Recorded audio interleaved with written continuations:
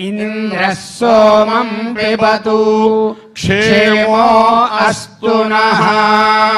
హరి ఓం. వేద పండితులకు వినమ్రపూర్వక ప్రణతులు. అందరికీ ధన్యవాదాలు, నమస్కారాలు తెలియజేసుకుంటూ, వేదాశీర్వచనమైంది మన రాష్ట్రమంతా, తెలుగు వారంతా సుభిక్షంగా ఉండాలని మనస్పూర్వకంగా కోరుకుంటూ, శాంతి మంత్రాన్ని ప్రవచించినటువంటి పెద్దలకి పునః నమస్కారాలు తెలియజేసుకుంటూ, మన ఉగాది అంటేనే ఉగాది పచ్చడి ఇప్పుడు సేవించడమైంది.